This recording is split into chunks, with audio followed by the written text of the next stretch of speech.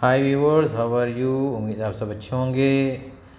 बहुत दिनों बाद मैं आपको एक वायरिंग डायग्राम के बारे में बताऊंगा स्प्लिट एसी की लॉकआउट के लिए। अगर कोई LP HP या कोई भी इसमें सेफ्टी है, अगर वो ओपन हो जाती है तो आपका सिस्टम लॉकआउट हो जाए, दोबारा ना चले।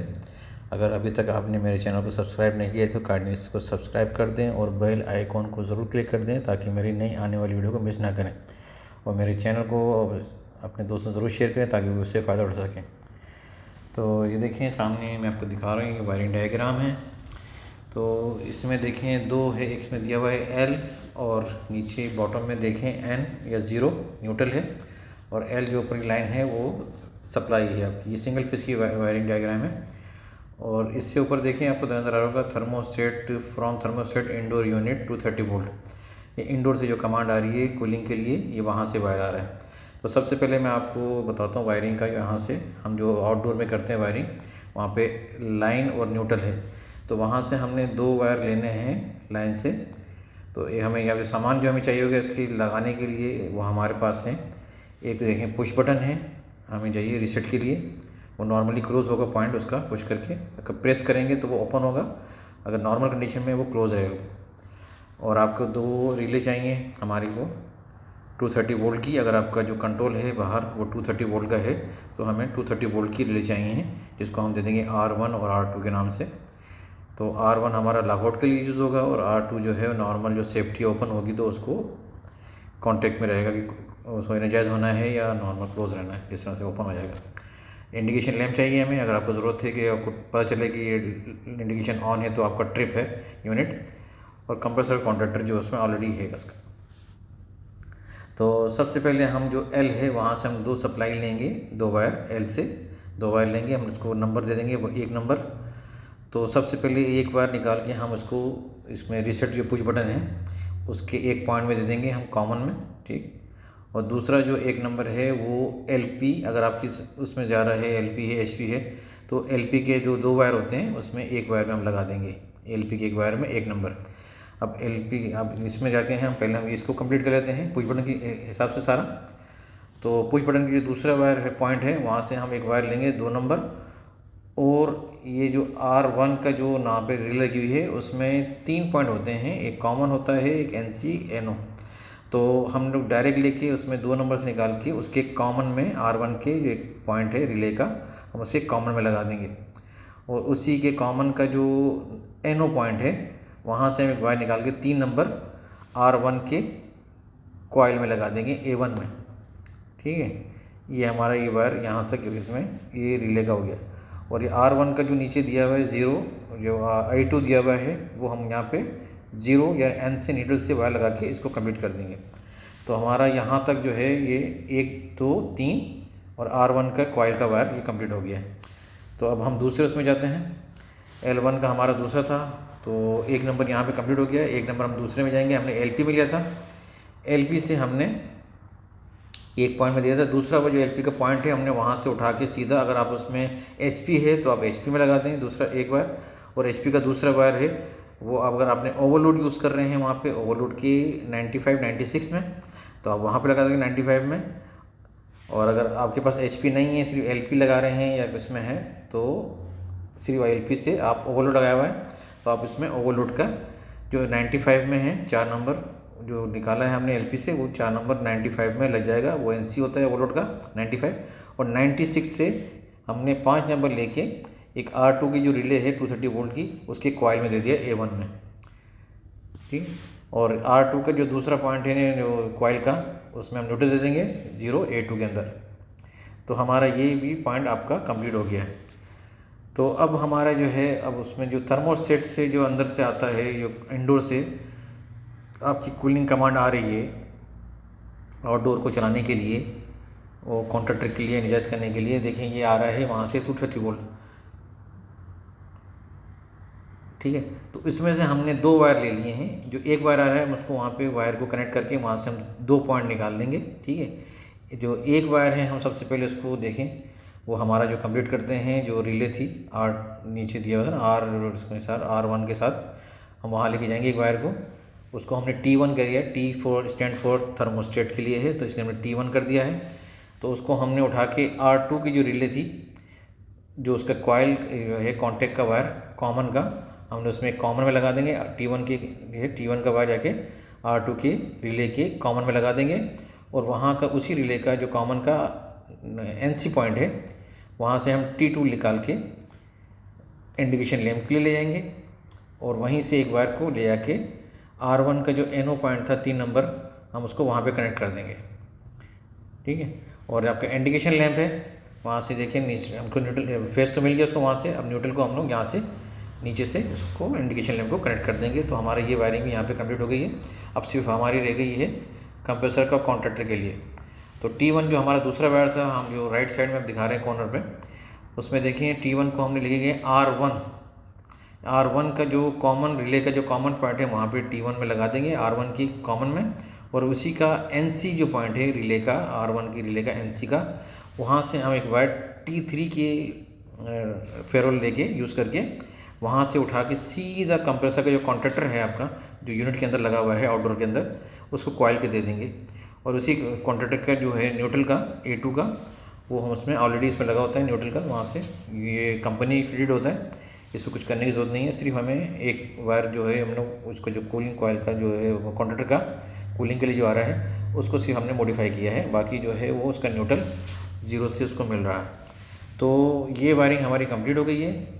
तो अब इसको हम फंक्शन बनाते हैं कि कैसे फंक्शन कैसे करेगा क्या करेगा। देखें आप सबसे पहले थर्मोस्टेट से समझ लें जो कमांड आ रही है वो अभी इस वक्त नहीं आ रही है, ठीक है ना, 230 वोल्ट।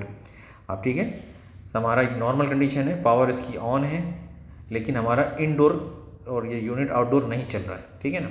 तो उसमें देखें L1 जो L आ रही है सप्लाई, वहाँ से 1 नंबर में आई, ये पुश बटन पे आया, पुश बटन से होके सीधा उसमें 2 नंबर से निकली गई, और यही R1 का NO पॉइंट है। R1 जो है देखें इसका NO पॉइंट यहाँ पे आके स्टॉप हो जाए, देखिए पावर यहाँ आके रुक गई है, ठीक है। अब दूसरी देखें L1 आगे जा रही है, वहाँ पे देखें LP आपका गैस सिस्टम में है, ठीक है, ये नॉर्मल कंडीशन बता रहा हूँ, सिस्टम में गैस है, तो LP जो है आपका क्लोज रहेगा। तो 1 नंबर की सप्लाई इसमें आई, 1 नंबर में आया, ठीक है, L की एक सप्लाई LP में गई, वहाँ से 4 नंबर निकल के ओवरलोड में गई, ओवरलोड से निकल के इसमें चली गई आपका कॉइल R2 के कॉइल में। अब देखें यहाँ पे LP भी क्लोज है, ओवरलोड भी क्लोज है, तो ये R2 की जो रिले है वो आपकी एनर्जाइज्ड हो जाएगी। जैसे ही वो एनर्जाइज्ड होगी तो देखें जो थर्मोस्टेट जो वायर आ रही है T1, यहाँ पे देखें R2 के अंदर, देखें R2 का जो आ रहा है यहाँ पे पुश बटन के रीसेट बटन के साथ बराबर में देखें R2 का जो NC पॉइंट है, अगर रिले में जब R2 एनर्जाइज है, नॉर्मल कंडीशन LP भी क्लोज है, ओवरलोड भी क्लोज है, तो R2 जो है ये NC दिया हुआ है ये ओपन हो जाएगा, क्योंकि रिले जो है एनर्जाइज हो गई है, क्योंकि LP भी क्लोज है और ओवरलोड भी क्लोज है, तो सप्लाई इसको R2 को मिल गई है, तो रिले ने पकड़ लिया है, तो रिले पकड़ेगा। ये R2 आपको T1 और T2 जो है ये वायर है, ये R2 के जो NC का पॉइंट है ये ओपन हो जाएगा, तो ये ब्रेक हो जाएगा, तो यानी कि सप्लाई जो आपकी नीचे पास नहीं होगी। अब देखिए यहाँ पे जो लेफ्ट साइड में था रीसेट बटन के बाद R1 भी ओपन है और ये R2 का पॉइंट भी ओपन हो गया, तो आपका ना इंडिकेशन लैंप ऑन होगा और ना ही R1 रिले पकड़ेगी, ठीक है। तो अब ये देखें दूसरी तरफ जो है हमारा राइट साइड में T1 जो है, जो आप देखें R1 ने देखो अभी ये बताया था R1 ने नहीं पकड़ा, डीएनर्जाइज्ड है, तो यहाँ पे R1 NC है, वो NC ही रहेगा, ठीक है, NC है, तो सप्लाई T1 की यहाँ पे ये क्लोज है। अब जैसे ही आपकी सप्लाई थर्मोस्टेट से आपका चलता है, कमांड आती है, तो क्या होगा, आपका LP क्लोज है, ओवरलोड भी क्लोज है, तो देखें T1 जो है सबसे पहले आपका इसमें आएगी, आपका यहाँ पे RC R1 का NC है, सप्लाई यहाँ पे नीचे आई, T1 से T3 में गई, T3 से NC से होके आपके कंप्रेसर के कॉन्ट्रैक्टर में चली गई।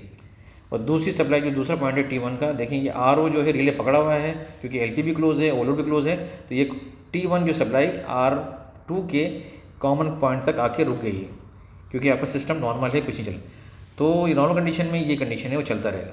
लेकिन सपोज अगर आपका LP या ओवरलोड कोई ब्रेक होता है, तो मैं बताता हूँ क्या होता है। LP आपका ब्रेक होता है, तो जैसे ही कॉन्टैक्ट LP का ओपन होगा तो R2 की सप्लाई ब्रेक हो जाएगी कॉइल की, और जैसे ही इसकी सप्लाई ब्रेक होगी, जो हमारा जो लेफ्ट साइड का R2 का जो पॉइंट है NO जो NC था, NO हो गया था, वो वापस NC हो जाएगा, और जैसे ही NC होगा तो ये थर्मो से सप्लाई आ रही है, देखिए वो नीचे जाएगी T2 में, T2 से यह लैंप को गई, लैंप से ही सीधा जाके वो रिले जो R1 की उससे कॉइल को मिल जाएगी। जैसे इस कॉइल को सप्लाई मिलेगी R1 को, तो R1 रिले आपकी पकड़ लेगी। जैसे R1 रिले पकड़ेगी R1, तो ये उसके ऊपर जो 3 नंबर के पॉइंट है, 2 और 3 के बीच में R1 का जो NO पॉइंट है, वो जब रिले R1 पकड़ेगी तो ये NO NC हो जाएगा, तो ये कॉन्टैक्ट क्लोज हो जाएगा और सप्लाई इसको यहाँ से मिलने लगेगी। और उसके बाद अगर थर्मोस्टेट आपका नीचे वहाँ पे बंद हो जाता है, ठीक है ना, वहाँ से कमांड जो ट्रिप हो गया है, तो थर्मोस्टेट वहाँ से भी कमांड इसको ब्रेक कर देगा थोड़ी देर के बाद। उसमें सेंसर लगे होते हैं, तो जो कूलिंग कमांड हमारी वहाँ से आ रही होती है वो वहाँ से ब्रेक हो जाएगी।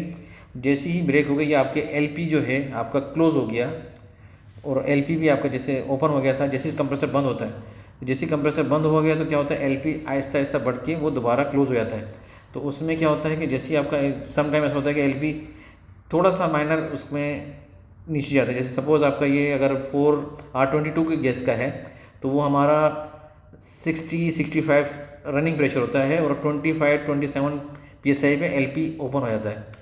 तो उसमें क्या होता है कि कभी आपका गैस थोड़ी कम होती है, तो क्या होता है कि वो कंप्रेसर जो है चलता है, जैसे चलता है उसमें प्रेशर ड्रॉप होकर 27-20 तक आता है, तो एकदम जैसे ही बंद होता है तो सडनली प्रेशर वापस बिल्ड हो जाता है। तो आपका जो LP स्विच है वो ओपन क्लोज होता है। उसमें क्या होता है, कंप्रेसर आपका ऑन ऑफ होता है। सिंगल फेज में क्या होता है, कंप्रेसर अगर एक बार ऑफ होता है तो कम से कम 5 मिनट का गैप के बाद उसको दोबारा पावर मिलनी चाहिए ताकि वो ऑन हो सके।